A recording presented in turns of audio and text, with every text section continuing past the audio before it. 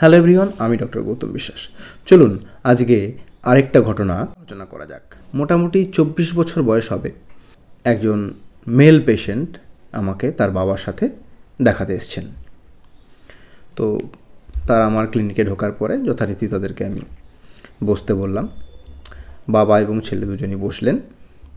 তারপর পেশেন্টের মুখ থেকে পেশেন্টের রোগের বর্ণনা শুনে প্রেসক্রিপশন যখন রেডি করছি, তখন হঠাৎ দেখছি যে রুগী বা ওই 24 বছরের ছেলেটি, তার একটা পা কন্টিনিউয়াসলি নাচিয়ে যাচ্ছে। তো আমার চোখ ওখানে গেল এবং আমি একটু আনইজি ফিল করলাম। এই ঘটনাটা পেশেন্টের বাবা বুঝতে পারলেন এবং তিনি তৎক্ষণাৎ পেশেন্টকে বললেন, এই তুই পা নাচানোটা বন্ধ কর।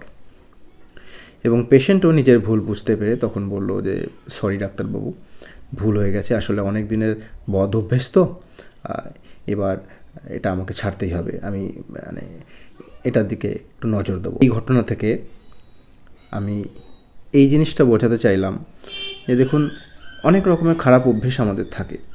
সব জিনিস কিন্তু সব জায়গায় করা ঠিক নয়। আপনি বাড়িতে করছেন, সেটা ঠিক আছে বলবো না, বাট ইটস ওকে।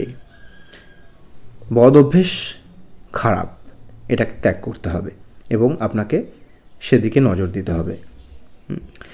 শুধু যে আমার চেম্বারে এসে পা নাচিয়েছেন এটা বড় কথা নয়।